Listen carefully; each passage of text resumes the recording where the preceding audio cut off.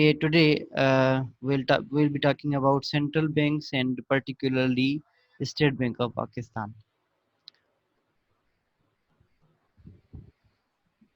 Okay, so the central bank started out as the government's bank, originally created by rulers to finance wars. So in past days, the central banks normally uh, were used to finance wars in World War II and in World War One. So there was means that was the period when the central banks were created especially for this purpose. However, the early examples are really the exceptions, as central banking is largely a 20th century phenomena. तो इसका मतलब ये है कि जो central banks का जो real purpose है वो अकम्प्लिश हुआ है 20th सेंचुरी में. ठीक है. तो the central bank occupies a privileged position. It has a monopoly on the issuance of currency. मतलब जिस भी कंट्री में सेंट्रल बैंक्स अवेलेबल हैं वो सारे के सारे जो हैं वो मोनोपोली एंजॉय करते हैं करेंसी इशू करने के लिए. ठीक है. मतलब there is no other authority to issue the currency in particular country except central bank. तो हर कंट्री में जो सेंट्रल बैंक्स हैं वो डिफरेंट नाम के हैं. ठीक है. कुछ जो सेंट्रल बैंक्स होते हैं वो किसी किसी कंट्री में जो है वो फुली जो है वो पब्लिक फुली गवर्नमेंट ओन्ड होते हैं और किसी कंट्री में जो है वो मतलब जो सेंट्रल बैंक्स होते हैं वो पब्लिक और प्राइवेट दोनों का एक मिक्सचर होता है. किसी कंट्री में प्राइवेट होते हैं सेंट्रल बैंक्स. तो जैसे आपका जो बुक मैंने आपको सजेस्ट की थी सईद नासिर की. तो सईद नासिर की बुक में जो है वो आपके पास पेज नंबर जो है वो 236 पे जो है वो सेंट्रल बैंकिंग के बारे में सब कुछ जो चैप्टर है ये लिखा हुआ है. ठीक है. तो आप इसको मजीद पढ़ लीजिएगा मगर मैं जो इम्पोर्टेंट चीज़ें हैं वो सारी की सारी मैं यहाँ बता देता हूँ. ठीक है. तो काफ़ी जो कंट्रीज़ हैं उनमें सेंट्रल बैंक्स नॉर्मली पब्लिक मतलब गवर्नमेंट ओन्ड होते हैं. 100% गवर्नमेंट ओन्ड होते हैं. ठीक है. और जैसे बैंक ऑफ फ्रांस है, रिजर्व बैंक ऑफ इंडिया है. तो ये सारे बैंक्स जो हैं वो गवर्नमेंट ओन्ड हैं, 100% गवर्नमेंट ओन्ड है. और कुछ जो हैं कुछ ऐसे कंट्रीज हैं जहाँ जो सेंट्रल बैंक्स हैं वो प्राइवेट हैं. जैसे reserve federal reserve system of America और नेदरलैंड्स का जो सेंट्रल बैंक है वो इनके ये सेंट्रल बैंक्स जो हैं वो प्राइवेट ओन्ड होते हैं. और हमारे यहाँ और जापान और दूसरी कंट्रीज में जो ओनरशिप है वो मिक्स है. मिक्स का मकसद ये होता है कि अगर देखें नॉर्मली जो शेयर होल्डर का जो स्ट्रक्चर होता है वो इसी तरीके से होता है कि अगर कोई share holder 51% of the shares own कर रहा है तो मकसद के जो डिसीजन अथॉरिटी होगी वो उसके पास होगी. तो हमारे यहाँ जो सेंट्रल बैंक है जिसको हम स्टेट बैंक ऑफ पाकिस्तान कहते हैं. तो वो स्टेट बैंक ऑफ पाकिस्तान जो है वो मतलब मिक्स ओन्ड है. इसको हम ये कह लें कि गवर्नमेंट जो है वो 51% शेयर ओन कर रही है और उसके अलावा बाकी जो 49% शेयर्स हैं वो पब्लिक के पास होते हैं. तो इसका मकसद ये हुआ कि हमारे यहाँ जो सेंट्रल बैंक है वो partially owned by the government and partially owned by the public. But ये है कि the decision authority lies with the government. ठीक है. तो इसी तरीके से होता है. और नेशनल बैंक का भी यही हाल है कि नेशनल बैंक जो है वो ये भी एक स्टेट बैंक का जो है वो एक समझ लें कि मतलब जहाँ स्टेट बैंक नहीं है अवेलेबल तो उसके एज एज एजेंट काम कर रहा है. ठीक है. तो नेशनल बैंक के जो जितने भी शेयर्स होते हैं ना वो 51% are owned by the State Bank of Pakistan. तो जिस इंस्टीट्यूशन के शेयर्स किसी इदारे के पास होंगे या किसी इंडिविजुअल इन्वेस्टर के पास होंगे अगर 51% जो है वो ओनरशिप है तो डिसीजन अथॉरिटी जो है वो उसके पास होगी. अगर बीच में कोई क्वेश्चन हो बेटा तो आप रेज हैंड का ऑप्शन यूज कर सकते हैं. Okay. The central bank creates money and thereby controls the availability of money and credit in a country's economy. ठीक है, मतलब सेंट्रल बैंक जो है वो मनी क्रिएट करते हैं, ठीक है, और मनी की अवेलेबिलिटी भी कंट्रोल करते हैं। और दूसरा क्रेडिट जो है वो लोन, जिसको हम लोन कहते हैं, तो वो भी क्रिएट करते हैं, वो भी उसको भी कंट्रोल कर रहे होते हैं। ठीक है, credit is the major backbone of our economy. ठीक है, हमारे इकोनॉमी में दो, मतलब हमारे पास जो है वो एक ये कह लें कि टूल्स हैं जिसकी तरह, जिससे हम जो है इकोनॉमी को चलाते हैं। एक तो मनी है, दूसरा क्रेडिट है। तो मनी जो है वो तो मतलब हमारे यहाँ मतलब कैश अवेलेबल हो या ना हो, क्रेडिट जो है वो हमारे पास ये है कि कभी भी किसी भी इदारे को जो है वो अपनी फाइनेंशियल सर्वाइवेबिलिटी के लिए मतलब क्रेडिट चाहिए होता है। तो वो क्रेडिट जो है वो डिफरेंट बैंक से भी अवेल कर सकते हैं, ठीक है, और सेंट्रल बैंक से भी अवेल कर सकते हैं। तो ये हमारे पास मतलब क्रेडिट जो है वो भी एक मेजर मत इंग्रेडिएंट है इकोनॉमी का। Most central banks go about this by adjusting short term interest rates an activity called monetary policy. अब मॉनेटरी पॉलिसी जो है वो एक्चुअली है क्या? Monetary policy is the mechanism to control the money supply. ठीक है, mechanism to control the money supply in a country. ठीक है, तो नॉर्मली मॉनेटरी सप्लाई को कंट्रोल करने के लिए जो टूल्स यूज होते हैं वो डिफरेंट टूल्स हैं हमारे पास। ठीक है, उनमें से एक जो टूल है वो इंटरेस्ट रेट का है। तो सेंट्रल बैंक्स जो हैं वो इंटरेस्ट रेट्स को, शॉर्ट टर्म जो इंटरेस्ट रेट्स होते हैं उनको एडजस्ट करके और मॉनेटरी सप्लाई को, मॉनेटरी पॉलिसी को जो है वो मतलब उनकी पॉलिसीज डिवाइस करते हैं। ठीक है, इसके इसके बारे में हम मजीद आगे कमिंग स्लाइड्स में पढ़ेंगे कि किस तरीके से ये होता है। In today's world central banks use monetary policy to stabilise economic growth and inflation. मतलब आजकल की जो दुनिया है उसमें जो सेंट्रल बैंक्स हैं वो मॉनेटरी पॉलिसी को यूज करते हैं इकोनॉमिक ग्रोथ एंड इन्फ्लेशन को कंट्रोल करने के लिए, स्टेबलाइज करने के लिए। ठीक है, कि भाई कि भाई इंटरेस्ट रेट्स इस तरीके से हों कि जो है वो इन्वेस्टर्स या हमारे पास जो डिपॉजिटर्स हैं वो ज़्यादा से ज़्यादा जो है वो इन्वेस्ट करें। ठीक है, और इकोनॉमिक ग्रोथ भी हो। ऐसा ना हो कि सारा का सारा पैसा जो है वो बैंकों में पड़ा रहे, ठीक है, या सारा का सारा पैसा जो है वो बाहर पड़ा रहे। तो दोनों सिचुएशंस जो है वो खतरनाक हैं। मतलब इकोनॉमी के लिए दोनों सिचुएशंस जो है वो पेनफुल हो सकते हैं, या आप ये कह लें कि डेंजरस हो सकते हैं।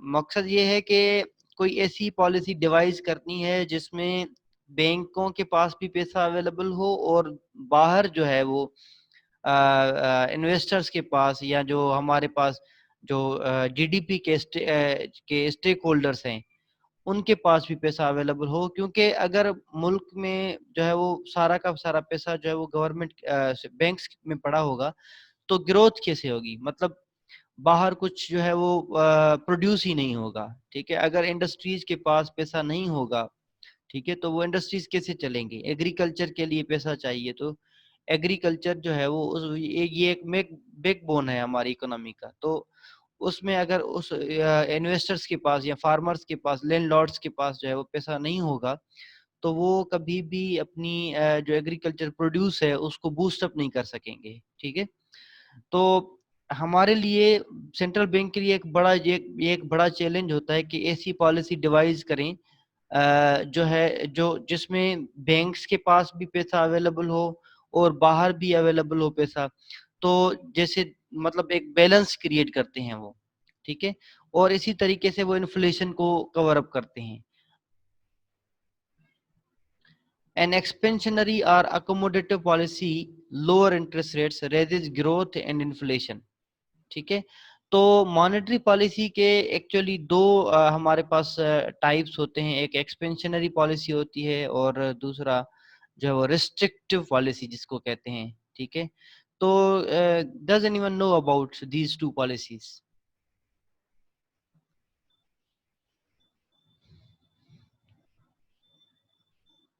ओके, तो मॉनेटरी पॉलिसी जो है वो, मॉनेटरी पॉलिसी उसके दो जो है वो टाइप्स हैं, ठीक है। एक है हमारे पास एक्सपेंशनरी और दूसरा है हमारे पास restrictive.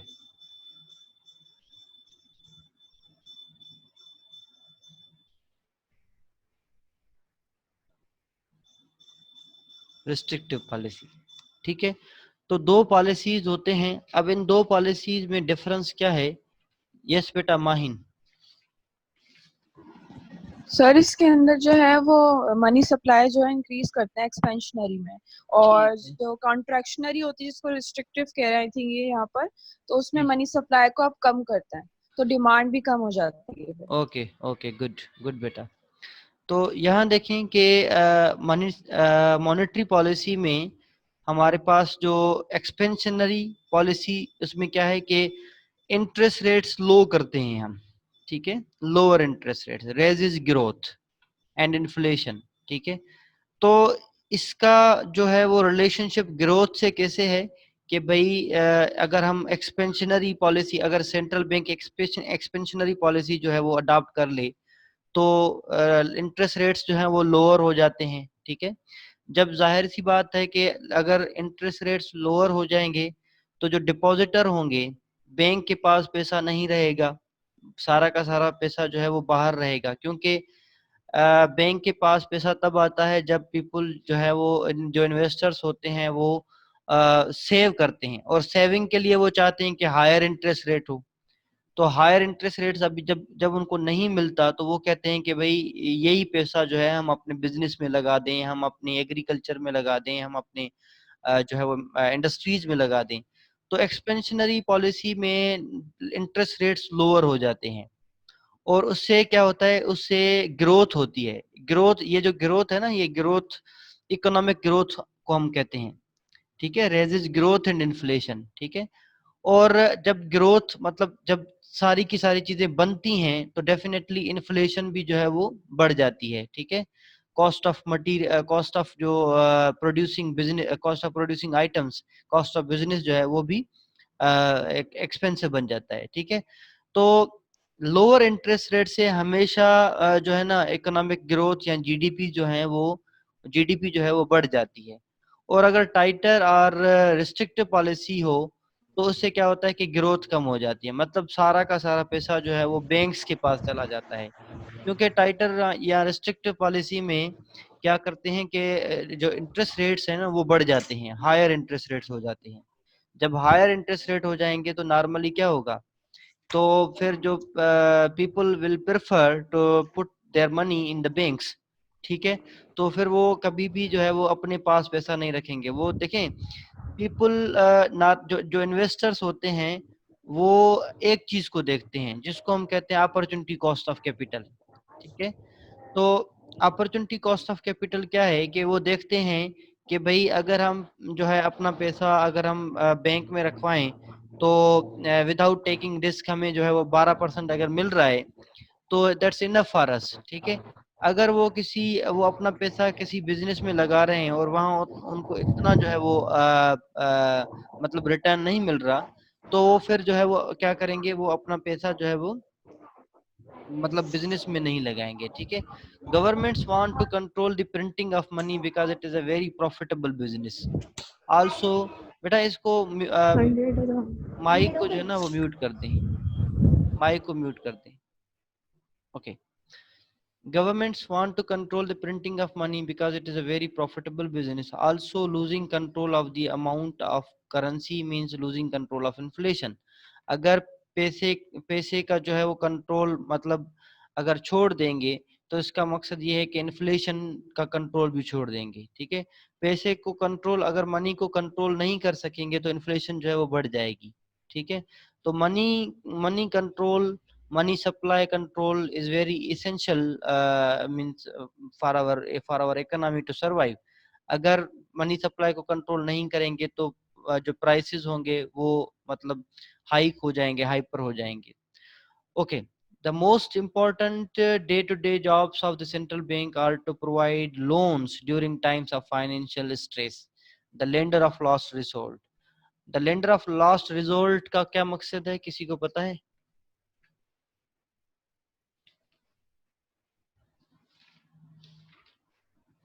Yes, beta.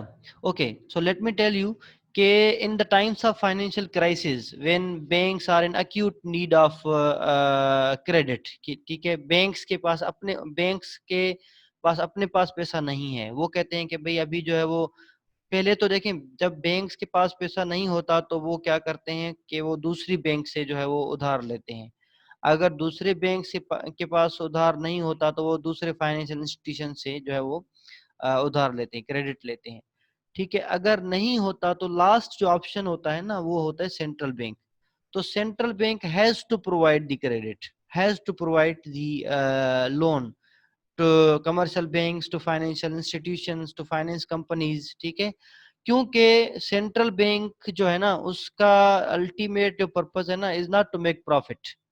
Central bank का जो ऑर्डिनेंस है 1948 का, जो ऑर्डिनेंस है सेंट्रल बैंक का, उसमें लिखा हुआ है कि भाई सेंट्रल बैंक का जो पर्पस है ना, वो प्रॉफिट कमाना नहीं है। उसका मकसद ये है इकोनॉमी को स्मूथली रन करवाना। ठीक है, जहां जहां जो है वो क्रेडिट सिस्टम को मेंटेन करना। ठीक है, मॉनेटरी पॉलिसीज बनाना। तो सेंट्रल बैंक कभी भी जो है वो प्रॉफिटेबल एक बिजनेस नहीं है। सेंट्रल बैंक जो है वो जस्ट अब काम कर रहे हैं, वो ये सेंट्रल बैंक्स काम करते हैं जस्ट इकोनॉमी को स्मूथली रन करवाने के लिए। ठीक है, और गवर्नमेंट्स को जो है वो एज एज एडवाइजरी, गवर्नमेंट के लिए एक एडवाइजरी जो है वो इंस्टीट्यूशन है गवर्नमेंट के लिए। ठीक है, तो ये फाइनेंशियल स्ट्रेस के टाइम पे लेंडर ऑफ लास्ट रिजोर्ट का जो है वो फंक्शन यूज करते हैं। मतलब अगर किसी इदारे को कहीं और से कर्जा ना मिले तो आखिरी ऑप्शन जो है वो सेंट्रल बैंक अवेलेबल है। और दूसरा जो डे टू डे जॉब्स, मतलब ये डे टू डे जॉब्स का मकसद ये है कि functions functions of central bank. ठीक है, the manager manage the payment system, settles inter bank payments. ठीक है, इंटर बैंक पेमेंट्स जो हैं उनको भी ये मैनेज करते हैं। ठीक है, नॉर्मली जैसे देखें कि हम किसी को जो है जो जो क्लियरिंग का काम होता है, चेक क्लियरिंग का काम होता है, वो भी ये परफॉर्म करते हैं। ठीक है, पेमेंट सिस्टम को जो है वो ये मतलब मैनेज करते हैं। इंटर बैंक पेमेंट्स, जो बैंक्स टू बैंक पेमेंट हैं, उनके दरमियान में जो है ये एक मतलब इंटरमीडियरी काम करते हैं। किसी एक बैंक की पेमेंट जो है वो दूसरे के पास है तो वो सेंट्रल बैंक ही है जिसके थ्रू जो है ये सारी चीजें सेटल हो जाती हैं। उसके अलावा oversee commercial banks and the financial system. ठीक है, commercial banks and financial system को ये ओवरसी करते हैं। मतलब जितने भी कमर्शियल बैंक्स हैं हमारे पास, उनके ऊपर जो है एक रेगुलेटरी अथॉरिटी है। ठीक है, रूल्स इशू करते हैं, उसके अलावा जो है वो लॉज इशू करते हैं। ठीक है, और कंप्लायंस के लिए उनको भेज देते हैं। तो हर बैंक के पास एक डिपार्टमेंट होता है जिसको कहते हैं कंप्लायंस। तो कंप्लायंस डिपार्टमेंट का मकसद क्या होता है? कंप्लायंस डिपार्टमेंट का मकसद यही होता है कि जो भी नए रूल्स बन रहे हैं बैंक्स के लिए, उनको कंप्लाई करवाना। उनको मतलब जो है वो बैंक के हर डिपार्टमेंट को कन्वे करना, और उनको ये कहना कि भाई ये स्टेट बैंक की तरफ से सर्कुलर आया है या स्टेट बैंक की तरफ से एक लेटर आया है, अब इनमें ये रूल्स वगैरह लिखे हुए हैं तो ये फॉलो करने हैं। ठीक है, तो जैसे अभी देखें कोविड-19 की सिचुएशन है, तो स्टेट बैंक ने डिफरेंट जो है वो सर्कुलर्स इशू किए हैं कि भाई बैंक्स में जो है कस्टमर विदाउट मास्क ना आए। ठीक है, सैनिटाइजर यूज करें, डिफरेंट डिफरेंट जो है वो उसमें प्रिकॉशंस लिखे हुए हैं। तो डे मतलब इसमें ये होता है कि कमर्शियल जो सेंट्रल बैंक्स हैं वो टाइम टू टाइम अपने रूल्स, अपने जो है वो circulars in the form of circulars and letters issue करते रहते हैं। और वो जस्ट क्या करते हैं कि वो मतलब सेंट्रल बैंक्स जो हैं, जब वो ईमेल करते हैं तो ईमेल में अपनी एक तो कोई भी कमर्शियल बैंक है, जैसे नेशनल बैंक है या हबीब बैंक है, तो उनका एक जो सीईओ होता है उनको ईमेल करते हैं। और उसके साथ जो कंप्लायंस डिपार्टमेंट होता है बैंक का, किसी भी बैंक का जो कंप्लायंस डिपार्टमेंट होता है उसका हेड, जो इसका जो मतलब वाइस प्रेसिडेंट जो होता है उसको वो ईमेल कर देते हैं। मकसद ये है कि दो हर बैंक के दो बंदे होते हैं जिनको ये ईमेल करते हैं। तो बाकी जो सारा काम होता है वो इनका ही काम होता है कि भाई कंप्लायंस वाले जो होते हैं हर बैंक के वो फिर उस सर्कुलर को कम्युनिकेट करते हैं, आगे कन्वे करते हैं। ठीक है। तो oversee commercial banks and the financial system handles the sensitive information about institutions without conflicts of interest. ठीक है। मतलब ये इंस्टीट्यूशंस का जो सेंसिटिव इंफॉर्मेशन है उसको हैंडल करते हैं। जैसे सपोज करें कि मिसाल के तौर पर जब मैं काम करता था आईटी डिपार्टमेंट नेशनल बैंक में, तो वहाँ क्या होता था कि हमारे जो जितने भी अकाउंट्स होते थे ना, मतलब एक तो होता है कस्टमर अकाउंट। कस्टमर अकाउंट का मकसद होता है कि भाई कस्टमर अपने अपना जो पैसा होता है कस्टमर का वो, और वो पैसा जो है वो क्या होता है कि वो पैसा कस्टमर के अकाउंट में होता है, मगर वही पैसा जो है at the same time bank के मास्टर अकाउंट में होता है। बैंक का जो मास्टर अकाउंट होता है ना, तो मास्टर अकाउंट का मकसद होता है कि बैंक का सारा पैसा जो है, जितना भी पैसा है वो मास्टर अकाउंट में अवेलेबल होता है। और उस मास्टर अकाउंट की जो कीज होते हैं वो सेंट्रल बैंक के पास होते हैं। मकसद ये है कि मास्टर अकाउंट कभी भी सेंट्रल बैंक एक्सेस कर सकते हैं, किसी भी बैंक का। अब मुझे एक सर्कुलर मिला था जब मैं वहाँ काम करता था नेशनल बैंक में, तो एक सर्कुलर मिला था सेंट्रल बैंक की तरफ से, वो मैंने पढ़ा। तो उसमें ये लिखा हुआ था कि सेंट्रल बैंक ने, स्टेट बैंक ऑफ पाकिस्तान ने नेशनल बैंक के ऊपर जो है वो तकरीबन कोई मेरे ख्याल से 2 मिलियन, मतलब 20 लाख की पेनल्टी लगाई थी। क्यों? क्योंकि एटीएम मशीन्स जो है वो कुछ कहीं कहीं खराब, मतलब आउट ऑफ ऑर्डर लगे पड़े हुए थे। तो उन्होंने मेंशन किए हुए थे कि भाई इतने इतने आपके एटीएम मशीन्स जो हैं वो आउट ऑफ ऑर्डर लगे पड़े हुए हैं, तो इसके लिए आपको हम इतनी पेनल्टी लगा रहे हैं, और फलान डेट तक अगर आप नहीं पे करेंगे तो हम आपके अकाउंट में से डायरेक्टली डेबिट कर लेंगे। ठीक है। तो ये इस तरीके से भी होता था कि सेंट्रल बैंक हैज अथॉरिटी कि आपके अकाउंट में से, मतलब नेशनल बैंक या हबीब बैंक या किसी भी बैंक से डायरेक्टली वो डेबिट कर सकते हैं, मतलब डायरेक्टली पैसे निकाल सकते हैं।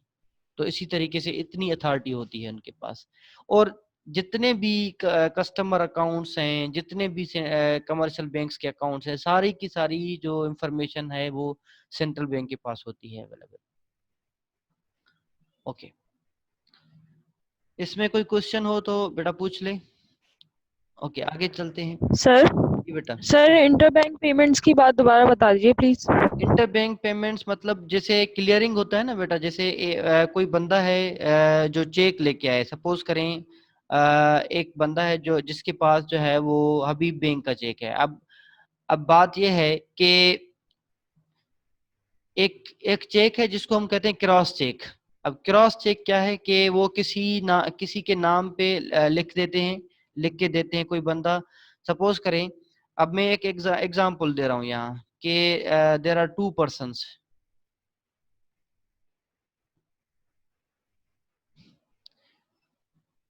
एक पर्सन ए है और दूसरा पर्सन बी है। ठीक है। तो पर्सन ए जो है वो इश्यूज चेक। ठीक है। In the name of B. अब ये जो चेक है इसको हम कहते हैं क्रॉस चेक, क्योंकि ये जो चेक है, इस चेक में जो चेक है वो तो कस्टमर ए का है। ठीक है। अब कस्टमर ए जो है वो कस्टमर ए का अकाउंट जो है वो उसमें है, कह लें कि भाई कस्टमर ए का अकाउंट जो है वो एचबीएल में है।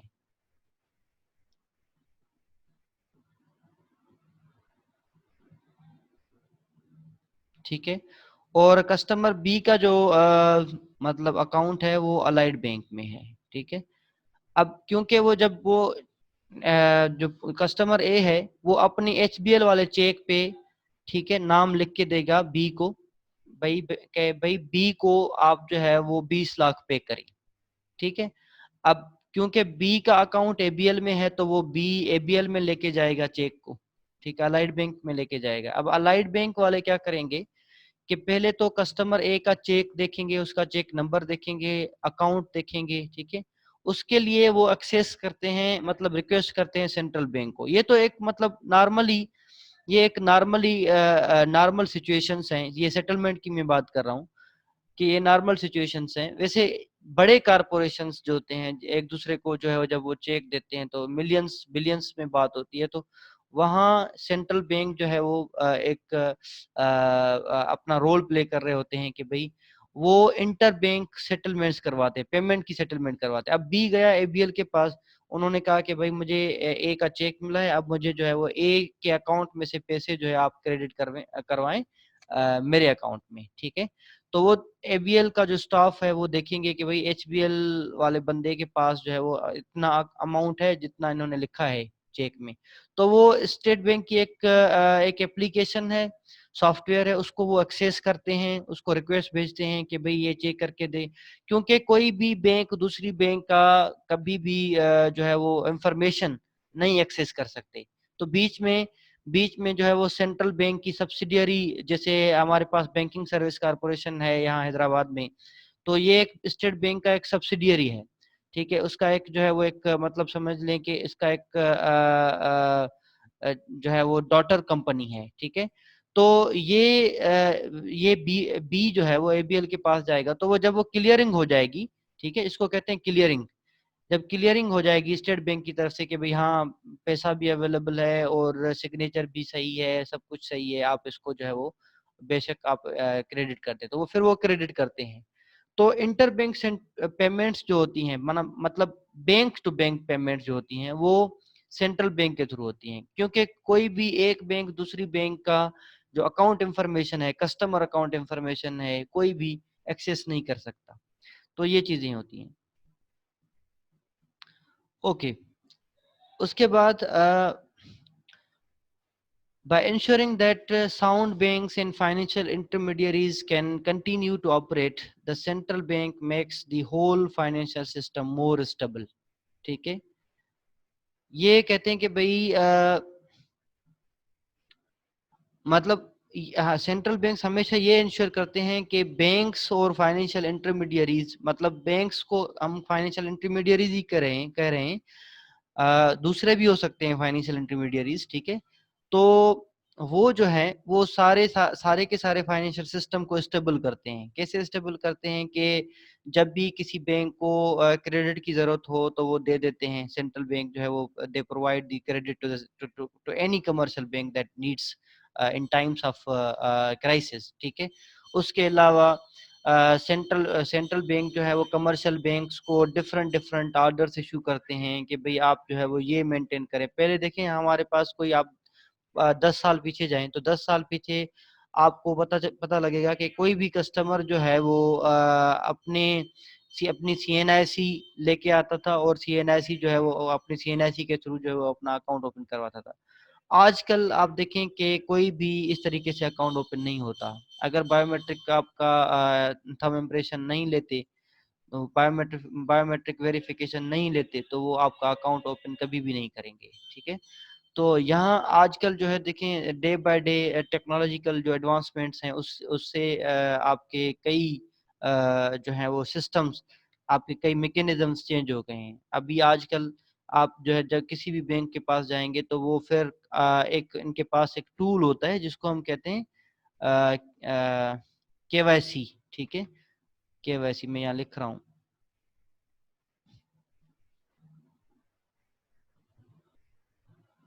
ठीक है। KYC means know your customer. तो नो योर कस्टमर का मकसद क्या है? नो योर कस्टमर का मकसद ये है कि जब भी कस्टमर आ जाए तो उससे आप पूछें, सब जितनी भी इंफॉर्मेशन पूछ सकते हैं पूछें आप उससे। आप उससे ये पूछ सकते हैं कि भाई बिजनेस आपका कहाँ है और इनकम कितनी है आपकी, ठीक है। और जो है वो आप कितना रेवेन्यू जनरेट करते हैं, कितने एक्सपेंसेस हैं, ठीक है। एड्रेस, सारी की सारी चीज़ें आप जो है वो कस्टमर के बारे में पूछ लें। और फिर वो केवाईसी बनाते हैं कस्टमर की, फिर वो केवाईसी जो है वो सेंट्रल बैंक के पास चली जाती है। तो फिर दूसरे बैंक जब भी वही कस्टमर अगर दूसरी बैंक के पास जाएगा ना तो जस्ट उसकी एनआईसी पे सारी की सारी इंफॉर्मेशन अवेलेबल होगी, पहले से ही अवेलेबल होगी, ठीक है। तो ये सारे के सारे सिस्टम्स जो है ना वो central banks day by day अपनी टेक्नोलॉजी के थ्रू जो है ये एडवांस कर रहे हैं. Central banks are the biggest and most powerful players in a country's financial and economic system and are supposed to use this power to stabilize the economy, making us all better off. ठीक है. तो ये एक biggest and most powerful player है एक country की financial और economic system को चलाने के लिए. ठीक है. और ये गवर्नमेंट्स को एडवाइस देते हैं, गवर्नमेंट्स को लोन देते हैं. ठीक है. गवर्नमेंट्स को जो है वो डिफरेंट सिचुएशंस में उनको स्टेबलाइज करते हैं. ठीक है. उसके अलावा इनके कई फंक्शंस हैं. सेंट्रल बैंक के कई फंक्शंस हैं. वो फॉरेन रिजर्व्स जो फॉरेन एक्सचेंज रिजर्व्स होते हैं उनको भी ये कवर अप कर रहे होते हैं. तो ये सारी की सारी चीजें जो है वो इनके पास अवेलेबल होते हैं और इनका अल्टीमेट जो पर्पस होता है वो होता है इकोनॉमी को स्टेबलाइज करना, इकोनॉमी को सही तरीके से चलाना. ठीक है. तो पहले देखें कि तकरीबन कोई 7-8 महीने पहले या 1 साल पहले जो इंटरेस्ट रेट था वो 12% था. मतलब इतना ज्यादा इंटरेस्ट रेट था कि लोगों के पास जितना पैसा था उन्होंने अपने बैंक्स में रखवा दिया था. अभी देखें कि वो इंटरेस्ट रेट अभी जो है वो मतलब लूज हो गई है, कम हो गई है. तो अभी इंटरेस्ट रेट जो है वो 8% चल रहा है. तो इसका मकसद ये है कि वो अभी स्टेट बैंक जो है वो इन्होंने ये किया है कि भाई इससे इसी तरीके से अगर हम लोअर इंटरेस्ट रेट्स रखेंगे तो हमारी इकोनॉमी जो है वो बूस्टअप होगी और लोगों के पास ज्यादा पैसा आएगा. ठीक है. और लोग जो है अपना पैसा किसी अपनी बिजनेस में लगाएंगे. तो जब बिजनेसेस को या इकोनॉमिक एक्टिविटीज को बूस्टअप करना होता है तो वो इंटरेस्ट रेट्स लोअर कर देते हैं. ठीक है. तो इसी तरीके से वो अपनी इकोनॉमी को बैलेंस कर रहे होते हैं. Okay. So, however, central banks that are under extreme political pressure or that are simply incompetent can wreak havoc on the economic and financial systems. ठीक है. तो इसका मकसद ये है कि अगर पॉलिटिकल प्रेशर के थ्रू सेंट्रल बैंक्स चल रहे होते हैं, क्योंकि गवर्नमेंट के पास तो है वो 51% शेयर्स अवेलेबल हैं. तो इसका मकसद ये है कि गवर्नमेंट जो है वो इन्फ्लुएंस कर सकते हैं अपने सेंट्रल बैंक्स को. तो इसीलिए कभी कभी काफी कंट्रीज में जो सेंट्रल बैंक्स हैं वो प्राइवेटली ओन्ड हैं. मतलब वहाँ जो है वो प्राइवेट ओनरशिप होती है. तो फिर वो प्राइवेट ओनरशिप जो है वो अपनी गवर्नमेंट को सपोर्ट करते हैं मगर वो पॉलिटिकल प्रेशर में नहीं आते. ठीक है. तो इसका मकसद ये है कि अगर पॉलिटिकल प्रेशर होगा तो सेंट्रल बैंक्स नॉर्मली ऑपरेट नहीं कर रहे होंगे. Central bank does not control securities market. ठीक है. और द गवर्नमेंट बजट. तो इसका मकसद ये है कि सेंट्रल बैंक जो है वो सिक्योरिटीज मार्केट को कंट्रोल नहीं करते. तो अगर ये कंट्रोल नहीं करते तो कौन कंट्रोल कर रहा होता है? अगर सिक्योरिटीज मार्केट को सेंट्रल बैंक कवर नहीं कर रहे होते तो कौन कवर अप कर रहा होता है? मतलब कौन सा इदारा है जो सिक्योरिटीज मार्केट को कवर अप कर रहा होता है?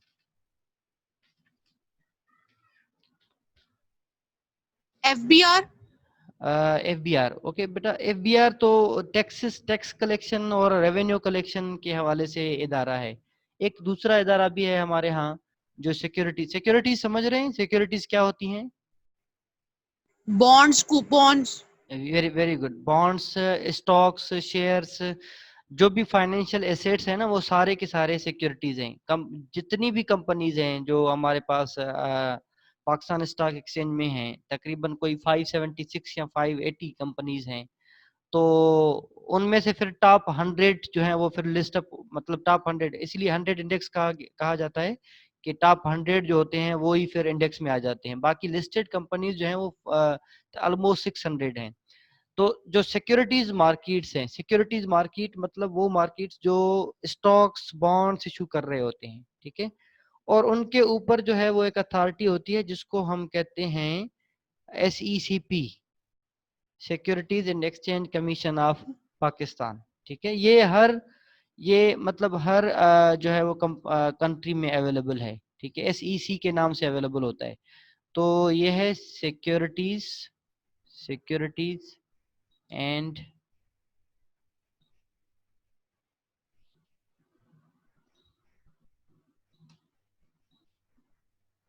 Exchange Commission of Pakistan.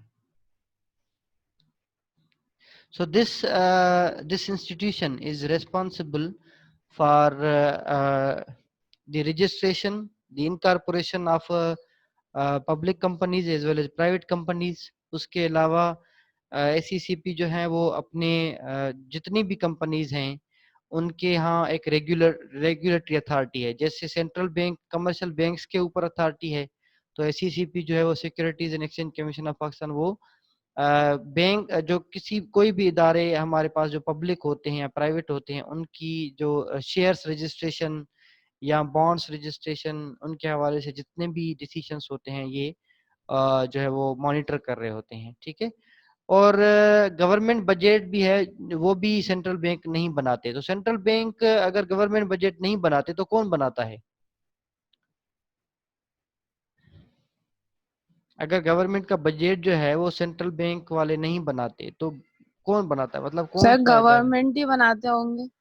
Government ही बनाते होंगे, मगर गवर्नमेंट का कोई इदारा होगा ना, गवर्नमेंट का कोई एक पर्टिकुलर डिपार्टमेंट होगा या मिनिस्ट्री होगी, तो वो बनाते होंगे। तो उसको कहते हैं ministry of finance, ministry of finance. ठीक है। जैसे अभी इन्होंने बजट पेश किया तो फिर जो है वो मिनिस्ट्री ऑफ फाइनेंस के जो बंदे होते हैं ना, वही गवर्नमेंट का जो बजट है वो बनाते हैं। ठीक है।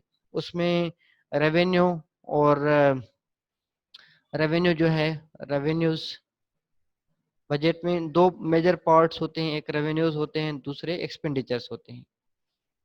ठीक है, एक्सपेंडिचर्स। ठीक है। रेवेन्यूज का जो मेजर सोर्स होता है वो होता है टैक्सेस। ठीक है। तो टैक्सेस में भी फिर कुछ इनडायरेक्ट होते हैं, इनडायरेक्ट टैक्सेस होते हैं, और कुछ जो हैं वो फिर डायरेक्ट टैक्सेस होते हैं। ठीक है। तो इस तरीके से बनता है। अगर अभी रेवेन्यूज और एक्सपेंडिचर होते हैं, एक्सपेंडिचर्स मतलब जो हमारे यहाँ पब्लिक पे जितना भी वो खर्चा करेंगे, ठीक है, पब्लिक के इंफ्रास्ट्रक्चर बनाने में, हॉस्पिटल्स बनाने में, ठीक है, या जैसे ये कोविड-19 जो अभी पेंडेमिक है, तो उसको ओवरकम करने के लिए, मतलब उसके लिए जो एक्सपेंडिचर्स हैं वो भी इन्होंने अभी बजट में रखे हैं। तो ये पब्लिक के ऊपर जितने भी एक्सपेंसेस होते हैं ना वो एक्सपेंडिचर्स में लिखे जाते हैं। अगर रेवेन्यूज जो हैं वो कम हैं, ठीक है, अगर रेवेन्यूज कम हैं और अगर रेवेन्यूज कम हैं और एक्सपेंसेस ज़्यादा हैं, एक्सपेंडिचर ज़्यादा हैं, तो हम इस बजट को क्या कहेंगे? ठीक है। अगर रेवेन्यूज कम है मतलब हमने कलेक्ट कम, बजट का मकसद होता है कि it's a document that provides you the financial position और financial information of revenues and expenditures for coming period, for future period. ये नहीं है कि बजट जो है वो पिछले पीरियड को कवर अप कर रहा होता है, ये आगे वाले पीरियड को। अभी ये 2020-21 का जो बजट पेश हुआ है, तो 20-21 का मकसद ये है कि 2020 का जुलाई 1 से लेके 2021 के जून 30 तक। ठीक है। इसको हम फिस्कल ईयर कहते हैं। तो फिस्कल ईयर में हम हमारे पाकिस्तान का जो बजट है उसका फिस्कल ईयर जो है वो जुलाई 1 से लेके जून 30 तक होता है। ठीक है। तो अब क्योंकि अगर हमारे पास रेवेन्यूज और एक्सपेंडिचर्स होते हैं, तो अगर रेवेन्यूज हमारे पास कम हैं और एक्सपेंडिचर हमें पता है कि भाई हमें फलान जगह पे जो है वो पब्लिक के लिए हॉस्पिटल्स ओपन करने हैं, डिफेंस को देना है, एजुकेशन को देना है, हेल्थ को देना है, ठीक है, तो एक्सपेंडिचर्स जब ज्यादा होते हैं तो इसको हम कहते हैं डेफिसिट बजट। ठीक है, डेफिसिट बजट। और अगर रेवेन्यूज जो हैं वो जैसे रेवेन्यूज जो हैं ये वाले रेवेन्यूज अगर ज्यादा हैं एक्सपेंडिचर से, ठीक है, तो हम इसको कहते हैं surplus budget.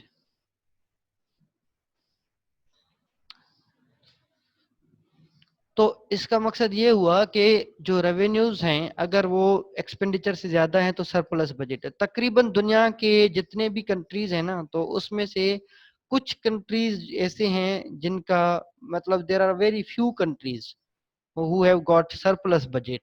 All the other countries of the world are means experiencing deficit budget.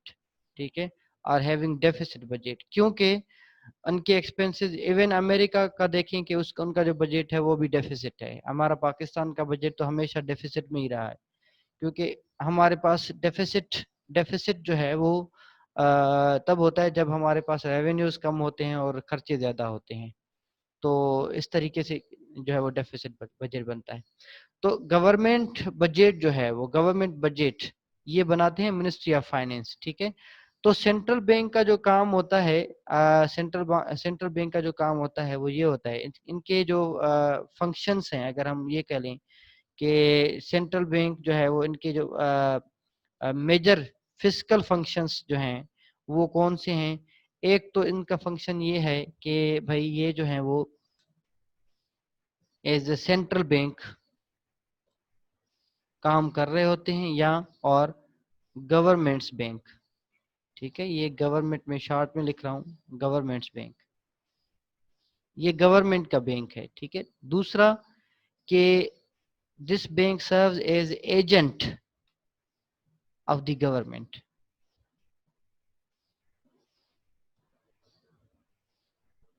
ठीक है, और तीसरा ये जो है bank as a financial advisor काम करते हैं, financial adviser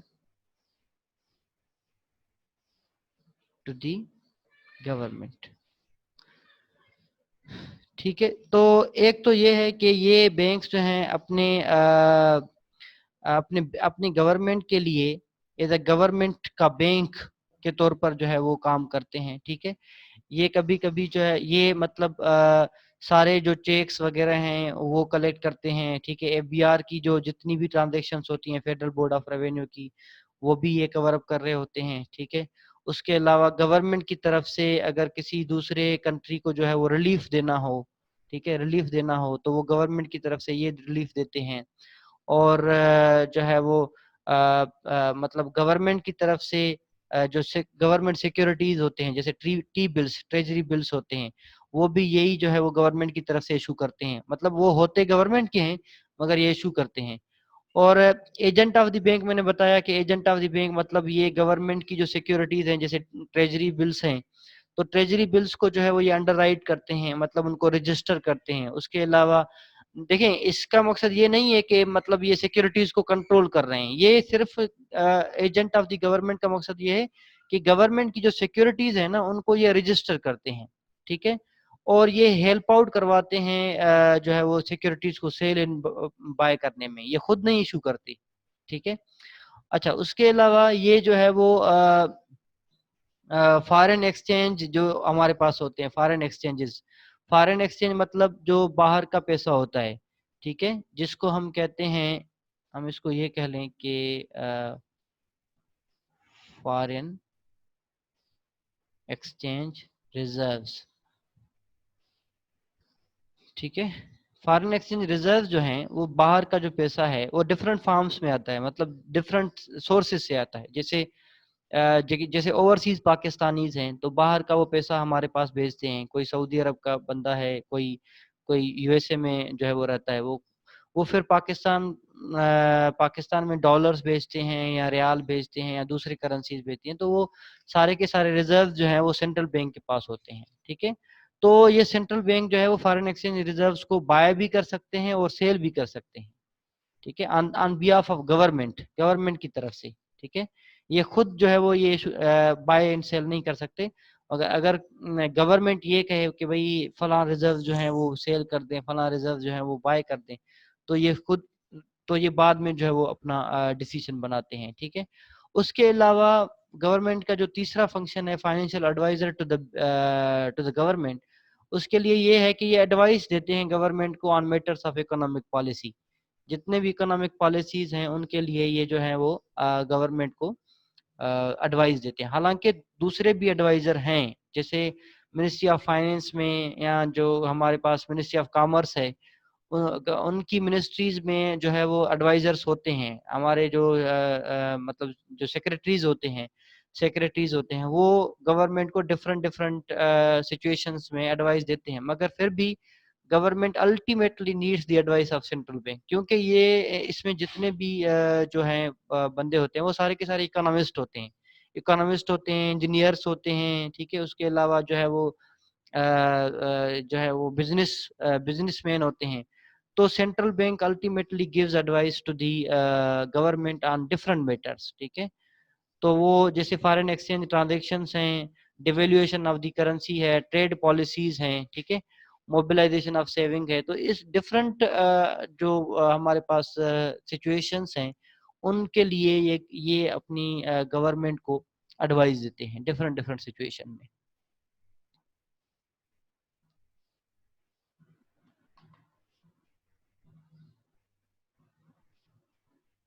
okay, the common arrangement today is for the central bank to serve the government in the same way that a commercial bank serves a business or an individual। मकसद ये है कि आजकल जो है वो इस तरीके से है कि सेंट्रल बैंक उसी तरीके से ही सर्व कर रहे हैं अपनी अपनी गवर्नमेंट को, जिस तरीके से कोई कमर्शियल बैंक अपने क्लाइंट को या कस्टमर को सर्व कर रहे हैं, ठीक है। तो इसी तरीके से ही जो है इनका फंक्शन होता है। तो ये हैं मॉडर्न सेंट्रल बैंक के फंक्शंस, ठीक है।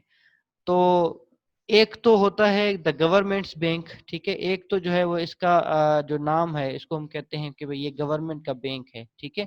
उसके अलावा जो है ये है द बैंकर्स बैंक,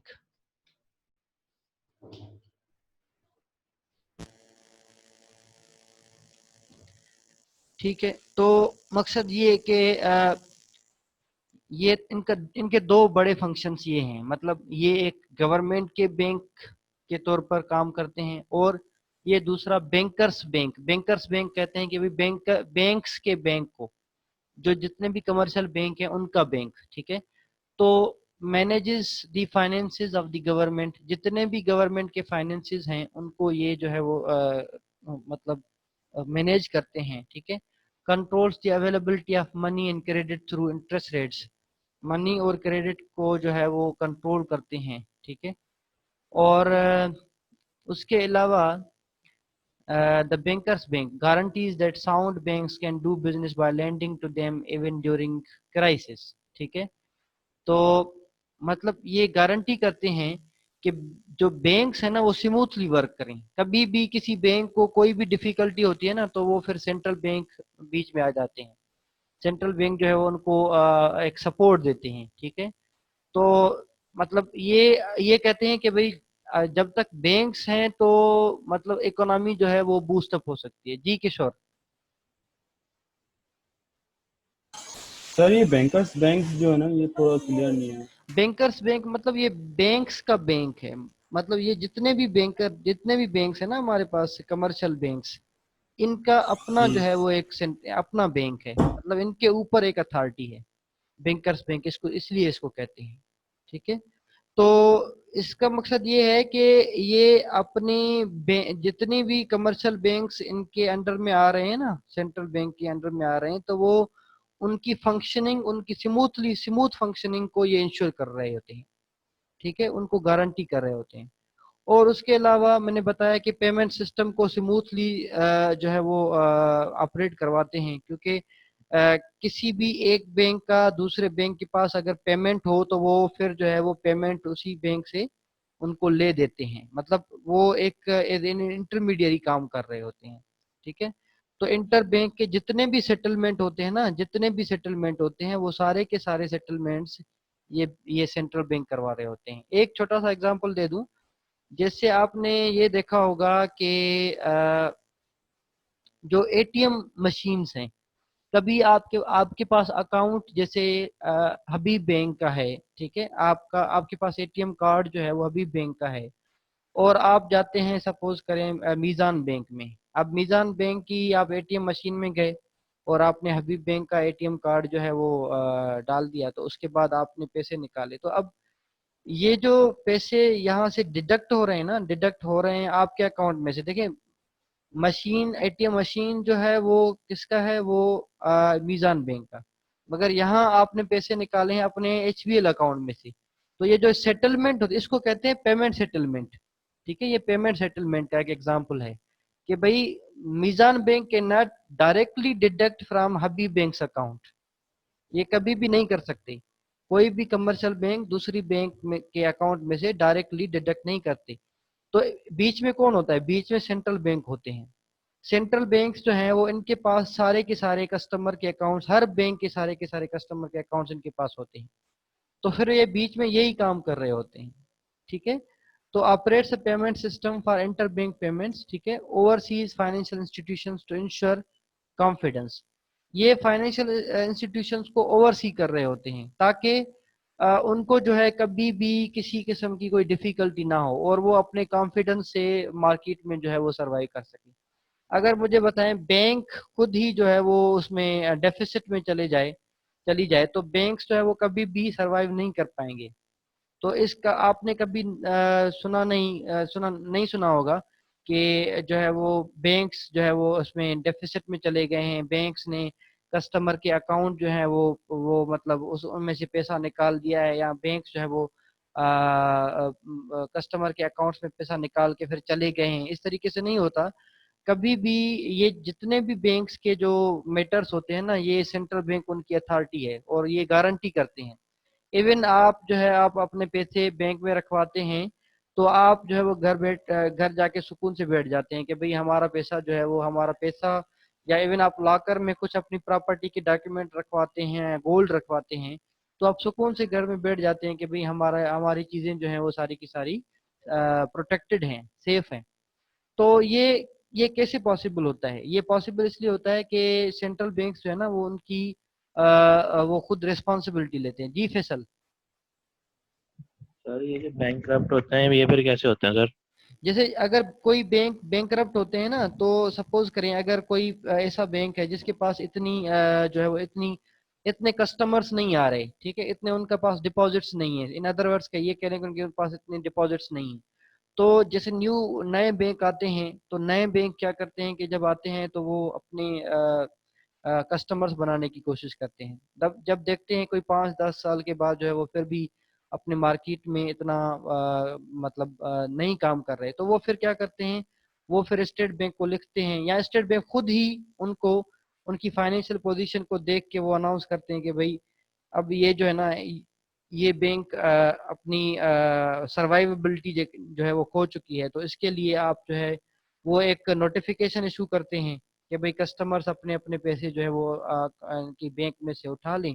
या फिर नॉर्मली ये होता है कि अभी जो हमारे पास पाकिस्तान में सिचुएशन ये है कि जो बड़े बैंक्स हैं ना वो छोटे बैंक्स को अडॉप्ट कर लेते हैं, मतलब अक्वायर कर लेते हैं। ठीक है, इसको एक्विजिशन कहते हैं, बिजनेस टर्मिनोलॉजी में एक्विजिशन कहते हैं, एक्वायरिंग। ठीक है, तो जैसे अभी जो है वो मैंने सुना था कि कोई एमसीबी का और किसी दूसरी बैंक मुझे याद नहीं है कि उसका जो है मर्जर हुआ था, मतलब एमसीबी ने जो है वो उस बैंक को अक्वायर किया था। अभी मुझे याद नहीं आ रहा नाम उसका दूसरी बैंक का क्या था, तो आप इसको सर्च कीजिएगा, आपको इंटरनेट में मिल जाएगा। ठीक है, तो oversees financial institutions to ensure confidence. तो यस बेटा, किसका चैट में मैसेज आया है? ओके, तो अब यहाँ देखें कि ये नॉर्मली अक्वायर कर लेते हैं। ठीक है, तो कभी भी कोई बैंक जो है वो कम्प्लीटली इनको खत्म नहीं कर देते। नॉर्मली जो बड़े बैंक्स हैं वो छोटे बैंक्स को अक्वायर कर लेते हैं। इनका एक बड़ा बेनिफिट ये होता है कि उनको बने बनाए कस्टमर मिल जाते हैं। ठीक है, तो और फिर वो डिपॉजिट्स जो है वो जितने भी होते हैं वो भी उनको मिल जाते हैं और स्टाफ भी उनको मिल जाता है। ठीक है, तो उनको इतना ज्यादा कैपिटल या इतना ज्यादा जो है वो कॉस्ट बियर अप करने की जरूरत नहीं होती। Okay, stability the primary objective of all central bank. अब सेंट्रल बैंक का जो प्राइमरी ऑब्जेक्टिव है वो स्टेबिलिटी है, मतलब इकोनॉमिक और फाइनेंशियल सिस्टम को स्टेबल करना। ठीक है, इकोनॉमिक सिस्टम कहते हैं हम जैसे इकोनॉमिक ग्रोथ एंड डेवलपमेंट। ठीक है, और इकोनॉमिक ग्रोथ एंड डेवलपमेंट में क्या फर्क है? सर डेवलपमेंट ओवरऑल इकोनॉमी की होती है और ग्रोथ जो है वो एक पर्टिकुलर सेक्टर की होती है। Good. Okay, any other means in इसमें और कोई डिफरेंस बता दें? जैसे अगर हम जैसे अगर हम जीडीपी की बात करें, ग्रॉस डोमेस्टिक प्रोडक्ट की बात करें, तो ये इकोनॉमिक ग्रोथ है या इकोनॉमिक डेवलपमेंट है? ग्रोथ। ग्रोथ है, गुड। तो यहाँ देखें कि ये जो जीडीपी है ना, ये जीडीपी या नेशनल इनकम, ये सारी की सारी चीजें जो है वो इकोनॉमिक ग्रोथ में आ रही होती है। डेवलपमेंट क्या है कि डेवलपमेंट जो है वो ओवरऑल स्टैंडर्ड ऑफ लिविंग को इम्प्रूव कर रहे होते हैं। डेवलपमेंट हम उस चीज को कहते हैं सर कि ट्रांसफॉर्मेशन भी कह सकते हैं एग्जैक्टली, गुड डेवलपमेंट को। Good good good, very good. Transformation कह सकते हैं, आप ये कह लें कि जो है वो improvement in standard of living जिसको कहते हैं हम, वो भी आप कर सकते हैं। क्योंकि क्योंकि देखें, जब इकोनॉमिक ग्रोथ नहीं होगी ना, तो फिर इकोनॉमिक डेवलपमेंट भी उसके चांसेस कम होते हैं। क्योंकि ग्रोथ तब, डेवलपमेंट तब होती है जब आपकी जो इकोनॉमी है उनके उनके पास पैसा ज्यादा हो, और आपके जो इदारे हैं, सेंट्रल बैंक या कमर्शियल बैंक, वो स्मूथली काम कर रहे हों। और एक बड़े जो बड़ा हमारे पास इंग्रेडिएंट है इकोनॉमी का, वो है क्रेडिट सिस्टम। अगर आपके पास कोई अच्छा खासा क्रेडिट सिस्टम है ना, तो फिर आपकी इकोनॉमी डेफिनेटली बूस्ट अप हो जाएगी। क्योंकि देखें, हर किसी के पास पैसा नहीं होता। कोई बंदा अगर उनके पास एक एंटरप्रेन्योरल माइंड है और वो चाहता है कि यार मेरे पास ये आइडिया है और मैं इसको जो है वो इम्प्लीमेंट करूं और मैं बिजनेस स्टार्ट करूं, ठीक है। एक बंदा है जिसके पास जो है वो सपोज करे कोई फॉरेन कंट्री में काम करके आया है रेस्टोरेंट्स में, तो वो आके यहाँ रेस्टोरेंट्स जो है वो ओपन करना चाहता है। अब देखें, अगर उसके पास कोई 5 स्टार रेस्टोरेंट बनाने के लिए पैसे नहीं है, तो अगर अगर उसका कंट्री उसको, उसके कंट्री के जो सेंट्रल बैंक और कमर्शियल बैंक्स अगर उसको सपोर्ट नहीं करेंगे, तो इकोनॉमी में कभी भी ग्रोथ नहीं आएगी। अगर क्रेडिट सिस्टम अच्छा है आपका, आप लोन दे रहे हैं किसी भी बिजनेस माइंड को, किसी भी एंटरप्रेन्योर को आप लोन दे रहे हैं, तो डेफिनेटली आपकी इकोनॉमी जो होगी वो डेफिनेटली बूस्ट अप हो जाएगी और उसमें ग्रोथ आ जाएगी। तो ये देखिए, सारे के सारे इंडस्ट्रीज जो है ना, सारे के सारे इंडस्ट्रीज इसी इसी सिस्टम पे ही काम करते हैं। क्रेडिट सिस्टम अच्छा होगा, लोन फैसिलिटी जो है वो मतलब इजी होगी, तो फिर इंडस्ट्रीज भी काम करेंगे, एग्रीकल्चर सेक्टर भी काम करेगा, मैन्युफैक्चरिंग सेक्टर भी काम करेगा, सर्विस सेक्टर भी काम करेगा। अगर आपका क्रेडिट सिस्टम अच्छा नहीं होगा ना, तो फिर कभी भी आपकी इकोनॉमी बूस्ट अप नहीं होगी, ठीक है। हर किसी के पास पैसा अवेलेबल नहीं होता। तो एक होता है मनी सिस्टम, मनी मतलब एक कैश अवेलेबल, आप कैश आपके पास अवेलेबल हो, और दूसरा होता है क्रेडिट सिस्टम। अब ये इकोनॉमिक सिस्टम को भी जो है वो स्टेबल कर रहे होते हैं सेंट्रल बैंक्स। और फाइनेंशियल सिस्टम मतलब जो हमारे पास जो all the matters related to the money, related to the finance, ठीक है, उसको भी ये जो है वो कंट्रोल कर रहे होते हैं, ठीक है। तो दो सिस्टम्स हैं। When economic and financial systems are left on their own, they are prone to episodes of extreme volatility. मतलब अगर ये इनको छोड़ा जाए, इकोनॉमिक एंड फाइनेंशियल सिस्टम को अपनी आप जो है वो चलने के लिए छोड़ा जाए, तो ये कभी भी जो है वो मतलब कोलेप्स में जा सकते हैं, ठीक है। जैसे फाइनेंशियल क्राइसिस आते हैं तो इसी वजह से आते हैं कि सेंट्रल बैंक्स कमजोर होते हैं वहाँ के, ठीक है। Central banks work to reduce that volatility, ठीक है। वोलेटिलिटी का मकसद होता है कि भाई ये जो रिस्क है, या आप ये कह लें कि जो है वो फ्लक्चुएशंस जो आते हैं, अप्स एंड डाउन्स आते हैं, उसको वोलेटिलिटी हम कहते हैं। Central bankers, yes, okay. Central banks pursue 5 specific objective. Interest rates आप अगर लो रखेंगे, तो जो नॉर्मली जो पीपल आउटसाइड द बैंक्स, वो क्या करेंगे, वो अपना पैसा जो है बिजनेस में लगाएंगे, ठीक है। और बिजनेसेस बिजनेसेस जो हैं वो जब ज्यादा से ज्यादा बनाएंगे, ठीक है, तो इन्फ्लेशन जो है देखें, अगर उसमें मार्केट में बिजनेस एक्टिविटीज नहीं होंगी तो इन्फ्लेशन ज्यादा होगी, ठीक है। अगर बिजनेस एक्टिविटीज ज्यादा से ज्यादा होंगी, ज्यादा से ज्यादा जो है वो इंडस्ट्रीज में इन्वेस्टमेंट होगी और एग्रीकल्चर में इन्वेस्टमेंट होगी, तो उस सिचुएशन में जो है वो इन्फ्लेशन स्टेबल रहेगी।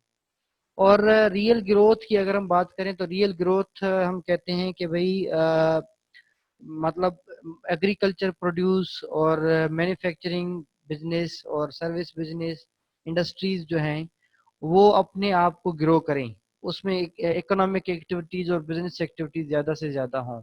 जब देखें इंडस्ट्रीज ज़्यादा काम करेंगे, एग्रीकल्चर जो है वो फुल्ली एक्टिव होंगे, तो फिर क्या होगा कि इस सिचुएशन में जो ग्रोथ होगी ना वो रियल होगी, मतलब एम्प्लॉयमेंट जो होगी वो ज़्यादा होगी। ज़्यादा से ज़्यादा इंडस्ट्रीज काम करेंगे तो ज़्यादा से ज़्यादा जो लेबर हैं वो एम्प्लॉयड होंगे। एक्टिविटीज कम होंगी तो डेफिनेटली जो है वो फिर दूसरे सारे एक्टिविटीज जो है वो फिर एम्प्लॉयमेंट जो है वो भी कम हो जाएगी।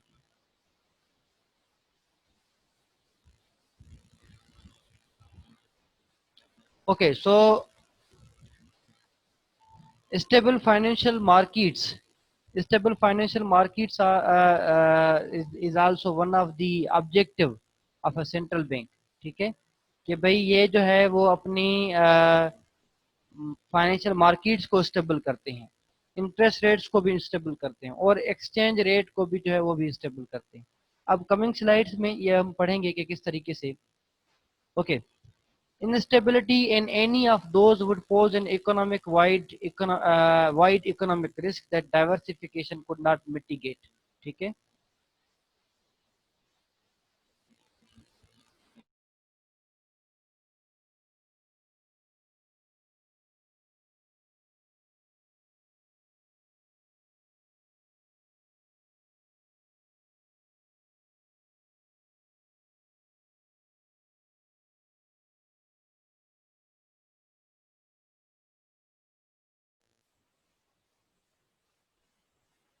Okay. Instability in any of those would pose an wide economic risk that diversification could not mitigate। ठीक है, तो अगर ये सारे के सारे ऑब्जेक्टिव्स जो हैं वो इनस्टेबल होंगे तो जो इकोनॉमी वाइड इकोनॉमिक रिस्क होगा वो डाइवर्सिफिकेशन भी मिटिगेट नहीं कर सकती। ठीक है, मतलब अगर आप डिफरेंट पोर्टफोलियोज में इन्वेस्टमेंट करेंगे तो फिर भी आप जो है वो नहीं कर पाएंगे। आपने रिस्क एंड रिटर्न वाला चैप्टर किया हुआ है उसमें, फाइनेंशियल मैनेजमेंट में, corporate Yes, business sir. Finance में। Yes, sir. तो उसमें दो टाइप्स ऑफ रिस्क होते हैं, एक डाइवर्सिफाइबल रिस्क और दूसरा नॉन डाइवर्सिफाइबल रिस्क, जिसको हम मार्केट रिस्क भी कहते हैं। ठीक है, तो वो जो रिस्क है उस रिस्क को आप मिटिगेट नहीं कर सकते। मार्केट की किसी भी चीज को आप जो है वो कंट्रोल नहीं कर सकते, आप इन्फ्लेशन को कंट्रोल नहीं कर सकते। आप जो है वो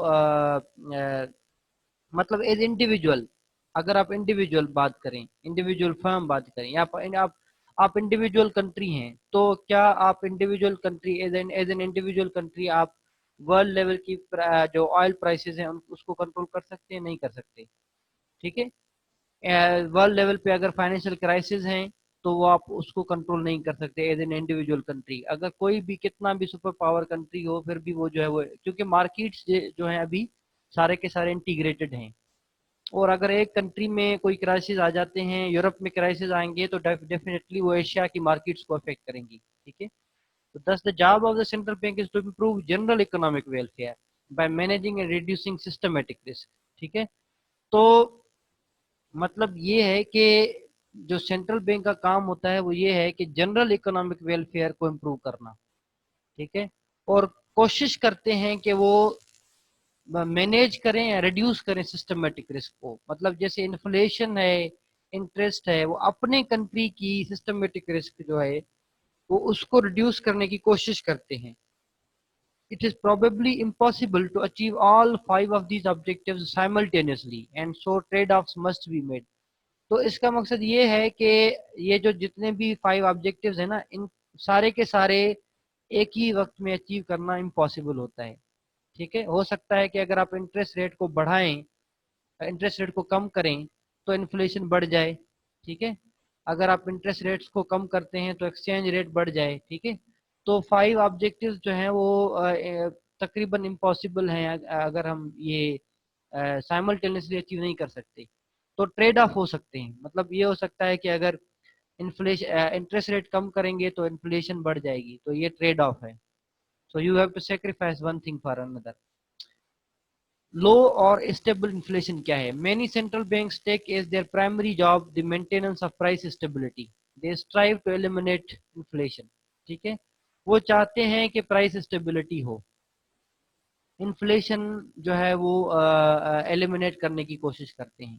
ठीक है, जैसे देखें अभी पेट्रोल की क्राइसिस चल रहे हैं, अभी मार्केट में गवर्नमेंट ने अनाउंस किया कि भाई 75 रुपीज पर लीटर जो है आपको देना चाहिए। तो आपने देखा कि कई डिफरेंट जो कंपनीज थे उन्होंने सप्लाई बंद कर दिया। ठीक है, so have you experience this situation? अभी जो करंट सिचुएशन है वो आपने देखा होगा कि पेट्रोल के जो है वो मतलब सप्लाई बंद कर दी, तो गवर्नमेंट ने फिर जो है वो दूसरे मैकेनिज्म के थ्रू प्राइसेस स्टेबल कर दिए हैं।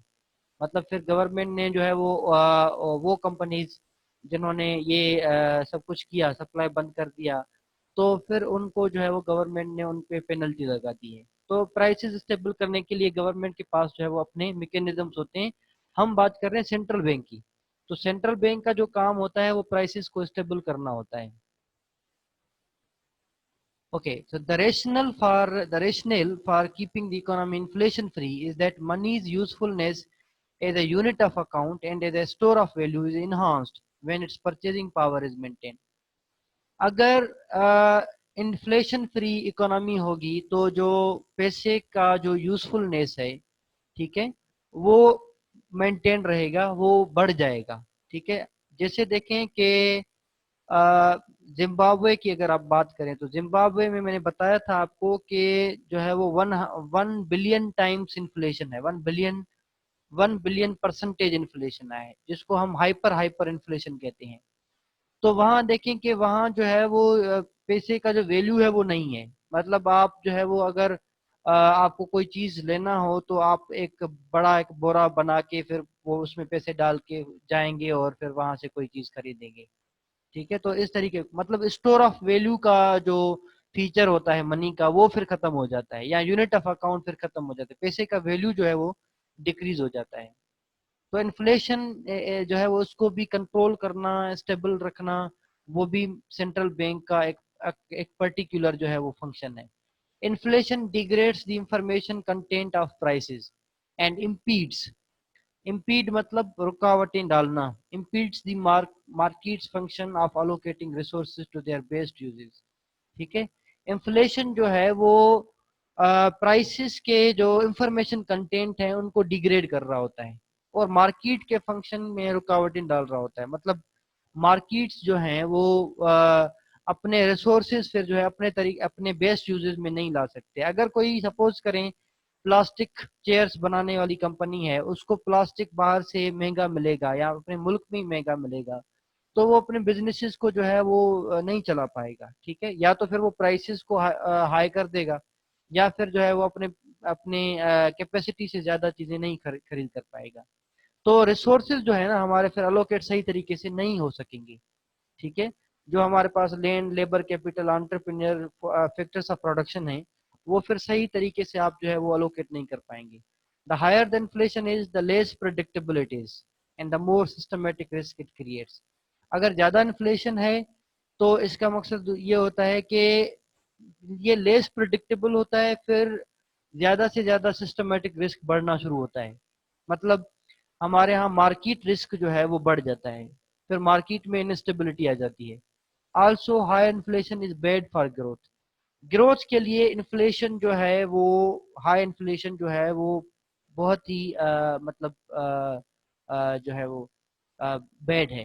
ठीक है, तो इसका मकसद ये है कि एग्रीकल्चर में अगर देखें कोई फार्मर है, कोई लैंडलॉर्ड है, ठीक है, वो अगर एग्रीकल्चर में कुछ चीजें जो है वो बना रहा है, तो उसमें उसके लिए अगर कॉस्ट ऑफ प्रोडक्शन उसके लिए महंगा होगा, जैसे फर्टिलाइजर्स हैं, ठीक है, पेस्टिसाइड्स हैं, उसके अलावा जो ज़मीन को बनाने के लिए जो सर्विसेज रिक्वायर्ड होती हैं, तो अगर वही अगर डीजल पेट्रोल वगैरह ये महंगे होंगे तो डेफिनेटली उसको जो है वो एग्रीकल्चर में जो भी चीज़ें वो बनाएगा तो वो उसके लिए महंगे हो जाएंगे और वो फिर प्राइसेस भी हाई कर देगा। ठीक है, और ये फिर ग्रोथ में जो है वो बहुत ही एक पर्टिकुलर जो है वो हिंड्रेंस है, बैरियर है। तो इन्फ्लेशन जो है it's very bad for economic growth, और it is also bad for our market functioning of allocating resources. While there is agreement that low inflation should be the primary objective of monetary policy, there is no agreement on how low inflation should be. ठीक है, कि primary objective तो है लो inflation, मगर ये कभी भी तय नहीं हो पाया कि कितना होना चाहिए, कितना इन्फ्लेशन होना, कम होना चाहिए। ठीक है, zero inflation is too low because it brings the risk of deflation. ठीक है, अगर जीरो इन्फ्लेशन होगा तो इसका मकसद होगा कि प्राइसेस फिर जो है ना वो बैकवर्ड हो जाएंगे, which in turn results in increased defaults on loan. ठीक है, and a threat to the health of banks. ठीक है, फिर ये होगा कि जो है वो फिर ड्रॉप, प्राइसेस ड्रॉप हो जाएंगे, बिल्कुल बैक साइड पे ले जाए, बैकवर्ड जाएंगे। फिर इससे क्या होगा कि लोन्स जो होंगे वो ज्यादा से ज्यादा डिफॉल्ट हो जाएंगे। मतलब जो जितने भी इन्वेस्टर होंगे, जैसे किसी सपोज करें किसी बंदे ने जो है वो एग्रीकल्चर के लिए लोन लिया। ठीक है, ज़राई तरक्याती बैंक से, भाई मुझे जो है वो मेरे पास इतनी एकड़ लैंड है और मैं उसमें जो है वो राइस कल्टीवेट करना चाहता हूँ। तो अभी वो क्या करेगा कि अगर उसके प्राइसेस कम हो जाएंगे, अगर डिफ्लेशन हो जाएगी, मतलब राइसेस के प्राइसेस गवर्नमेंट ने कम कर दिए, या इन्फ्लेशन की वजह से, पहले सपोज करें अगर जो है वो 3000 रुपीज पर 100 किलोग्राम है, तो वो अगर प्राइसेस रिड्यूस हो जाएंगे, सपोज करें प्राइसेस हो गए सपोज करें 2000 रुपीज पर 100 किलोग्राम, तो फिर अगर उसको मुनाफा ही नहीं होगा तो वो फिर बैंक को अपना कर्जा कैसे वापस करेगा। ठीक है ना, वो लोन इसलिए लेते हैं ताकि भाई इस लोन को हम यूटिलाइज करें और बिजनेस में डालें, और बिजनेस में जो अभी अभी हमें ज्यादा मुनाफा मिले तो उस मुनाफे में से हम अपना कर्जा चुकाएं। ठीक है, तो अगर उसको जो है वो मतलब प्राइसेस में ड्रॉप आ जाएगा, डिफ्लेशन हो जाएगा, तो डेफिनेटली वो लोन को पे बैक नहीं कर पाएगा। तो फिर क्या होगा, लोन डिफॉल्टर ज्यादा हो जाएंगे, और जब लोन डिफॉल्टर ज्यादा हो जाएंगे तो ये बैंक की ओवरऑल जो हेल्थ है वो उसके लिए ये थ्रेट बन जाएगा। ठीक है, ये पॉइंट क्लियर है बेटा? Yes, sir. Okay, Furthermore, if inflation were zero, अगर inflation zero हो जाए, an employer wishing to cut labor costs would need to cut nominal wages। ठीक है, अगर इन्फ्लेशन जीरो हो जाए तो जो एम्प्लॉयर लेबर कॉस्ट को कट करने की कोशिश करेगा, ठीक है, तो उन उसको जो है वो नॉमिनल वेजेस जो होंगे, जो जो लेबर के जो वेजेस होंगे वो कट करने पड़ेंगे। ठीक है, which is difficult to do. अगर एक बंदा जो है वो कह रहा है कि भाई मुझे दिहाड़ी जो है वो 1000 रुपया चाहिए, ठीक है, तो अगर इन्फ्लेशन जीरो है, ठीक है, तो जाहिर सी बात है जब इन्फ्लेशन जीरो हो जाएगी तो बैकवर्ड प्राइसेस बैकवर्ड जाएंगे। ठीक है, या फिर उसी जगह पे खड़े रहेंगे, और जो प्रोड्यूसर है उसको कोई फायदा नहीं होगा, कोई प्रॉफिट नहीं होगा। जब प्रॉफिट नहीं होगा तो लेबर के वेजेस कैसे वो बढ़ाएंगे। ठीक है, वो बढ़ाएंगे नहीं, फिर उनको क्या करेंगे, लेबर कॉस्ट को कम करने की बजाय जो है वो अपनी उनके जो वेजेस है ना उनको रिड्यूस कर देंगे। पहले 1000 देते थे, अभी वो 800 देंगे या 700 देंगे, क्योंकि उनको मुनाफा नहीं हो रहा। किसकी वजह से मुनाफा नहीं हो रहा, प्राइसेस कम होने की वजह से। A small amount of inflation may actually make labor markets work better। अगर थोड़ा सा इन्फ्लेशन मतलब हो जाए, बढ़ जाए, जीरो से आगे हो जाए, तो मार्केट जो लेबर मार्केट है उसके लिए ये अच्छा हो जाएगा, at least from the employers point of. क्योंकि जब इन्फ्लेशन हो जाएगी तो जाहिर सी बात है कि वो मार्केट में अपनी प्रोडक्ट को सही प्राइसेस, ज्यादा अच्छे बेहतर प्राइसेस में वो सेल कर पाएगा। ठीक है, तो इससे क्या होगा कि उसको मुनाफा मिलेगा, और मुनाफे की वजह से ये अपनी लेबर की जो नॉमिनल वेजेस हैं उसको इंक्रीज कर पाएगा। ठीक है बेटा, तो इसको यहाँ एंड करते हैं, और इंशाल्लाह जो है वो कमिंग वीक हमारे पास जो दूसरे कुछ हमारे पास स्लाइड्स हैं वो भी कवर कर लेंगे। इंशाल्लाह कमिंग हमारे दो या तीन जो लेक्चर्स होंगे उसमें हमारा जो सिलेबस होगा वो कवर अप हो जाएगा। और पेपर्स के हवाले से किसी ने अगर कोई पास पेपर्स किसी के पास हैं, तो मेरे पास कुछ अवेलेबल थे, मगर मेरी हार्ड ड्राइव में कोई प्रॉब्लम हो गया, वो डेटा जो है वो सारी की सारी चली गई है। कुछ डेटा मेरे पास है अवेलेबल, जो है वो लेक्चर्स वगैरह अवेलेबल हैं, मगर पास पेपर्स वगैरह भी जो है वो डिलीट हो गए हैं। तो अगर किसी के पास हैं पास पेपर्स हो तो वो लेके आए, तो हम कुछ उन पास पेपर्स को भी देख लें कि किस तरीके से क्वेश्चन आ रहे हैं, और हम उनको जो है वो किस तरीके से टैकल कर सकते हैं। सर जी बेटा। सर ये जो लास्ट पॉइंट था कि अगर इन्फ्लेशन हो गई तो लेबर मार्केट बेहतर तरीके से परफॉर्म कर जी जी सकती है, तो वो समझ नहीं आई, क्योंकि अगर जी जी लेबर जी मार्केट के जो वेजेस हैं वो कम हो रही हैं, तो ओवरऑल अगर देखा जाए तो मतलब लोगों की जो जॉब्स की जो वेजेस होंगी वो कम होंगी, तो वो लेबर मार्केट किस तरह से परफॉर्म सही करेगी? हाँ देखें, अगर जीरो इन्फ्लेशन है, आप समझ लें कि एक कंपनी है जो बैटरीज बना रही है, जो बैटरीज होते हैं ना, जैसे हमारे जो सोलर बैटरीज हैं, जैसे एक कोई कंपनी ले लें, जैसे एजीएस कंपनी है या आप फिनिक्स कंपनी है, ठीक है, कोई भी ऐसी कंपनी ले। अगर वो कंपनी ये जो है वो बैटरीज बना रही हैं, अब क्या हुआ कि प्राइसेस जो हैं, उनके प्राइसेस मार्केट में वो आगे जाने के बजाय वो पीछे जा रहे हैं, डिफ्लेशन हो रही है। अब डिफ्लेशन क्यों हो रही है? क्योंकि जो कॉस्ट ऑफ मटेरियल है जिसमें वो चीज़ें बनाते हैं, वो मतलब उनके प्राइसेस कम हो गए हैं, ठीक है। उसमें जो एसिड वो यूज़ करते हैं, दूसरी चीज़ें प्लास्टिक वगैरह यूज़ करते हैं, उनके प्राइसेस कम हो गए हैं मार्केट में, तो डेफिनेटली उनको अब अगर कॉस्ट ऑफ मटेरियल जो है वो कम मिलेगा तो वो चीज़ों को भी जो है वो मतलब कम प्राइसेस में सेल करेंगे। मगर बात यह है कि कोई एक कंपनी है जो करंट प्रोडक्शन उसकी चल रही है, अब करंट प्रोडक्शन उसकी चल रही है, तो उसी सिचुएशन में प्राइसेस जो है अचानक कम हो जाते हैं, ठीक है। अगर सपोज करें एक पर्टिकुलर यूनिट बैटरी का वो सेल कर रहे हैं 6,000 में, तो प्राइसेस कम होने की वजह से अब उसकी मार्केट प्राइस जो है वो 5,000 चल रही है। तो अभी वो बना रहा है फैक्ट्री में, तो वो बना रहे हैं, ठीक है, इतनी मिसाल के तौर पर एक भाई 1 लाख बैटरीज बना रहे हैं, तो उसके लिए तो वो उसने कॉस्ट वही पे की थी जो पहले प्राइसेस थी, ठीक है। तो अब बात यह है कि वो कम प्राइसेस पे सेल करेगा तो क्या होगा, उसके लिए जो है वो डिफ्लेशन हो जाएगी, फिर वो अपने लेबर वेजेस जो है वो कम कम हो जाएंगे। अच्छा, अगर इन्फ्लेशन थोड़ी ज्यादा हो जाए, मतलब प्राइसेस अगर मोर स्टेबल हो जाए, प्राइसेस अगर ज्यादा हो जाए, थोड़े से ज्यादा हो जाए, इतने ज्यादा नहीं हो जाए, थोड़े से ज्यादा हो जाए, अगर 6,000 की बैटरी जो है वो अभी सपोज करें 6,500 में मार्केट में अवेलेबल है, तो जब प्राइसेस थोड़े बढ़ते हैं तो नॉर्मली क्या होता है कि जो लेबर मार्केट है, क्योंकि लेबर को भी जो है वो चीज़ें उनके उनकी वेजेस को जो है वो आप हर साल उनको इंक्रीज करना चाहिए, ये लेबर यूनियन में आता है, लेबर लेबर यूनियन लॉ में आता है। तो हमारे यहाँ पाकिस्तान में लेबर लॉज भी हैं, तो उसी वजह से ये है कि भाई हर साल जो है आप लेबर की जो मिनिमम वेज है ना, वो गवर्नमेंट भी इंक्रीज करते हैं, हर साल वो अनाउंस करते हैं कि भाई लेबर का जो मिनिमम सैलरी है पर मंथ वो कितनी होनी चाहिए। आजकल आप देखेंगे कि इस बजट में भी जो है वो इन्होंने अनाउंस किया होगा, अब मुझे पता नहीं है अभी कि कितना इन्होंने रखा है, कि हर साल जो है वो मिनिमम सैलरी गवर्नमेंट की तरफ से वही होती है। तो लेबर लेबर जो है, अगर इन्फ्लेशन बढ़ जाती है तो डेफिनेटली लेबर भी डिमांड करते हैं कि भाई हम जो है वो ज्यादा से ज्यादा हमें वेजेस दे दें, ठीक है। आपने देखा होगा कि जो स्किल्ड लेबर होते हैं, एक होते हैं स्किल्ड लेबर और दूसरे होते हैं अनस्किल्ड लेबर। स्किल्ड वो वाले जो जैसे क्राफ्ट्समैन होते हैं, जैसे प्लम्बर होते हैं, इलेक्ट्रिशियन होते हैं, तो वो ज्यादा से ज्यादा अपनी मार्केट में वेजेस बना लेते हैं बनिस्बत अनस्किल्ड लेबर के, ठीक है।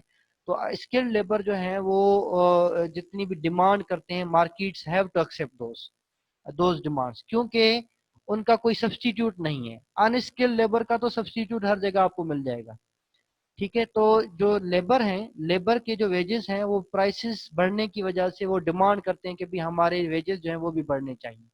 अगर अगर प्राइसेस कम हो जाएंगी तो फिर क्या होगा, तो फिर वो डिमांड नहीं कर पाएंगे, कोई रीजन ही नहीं होगा उनके पास, ठीक है।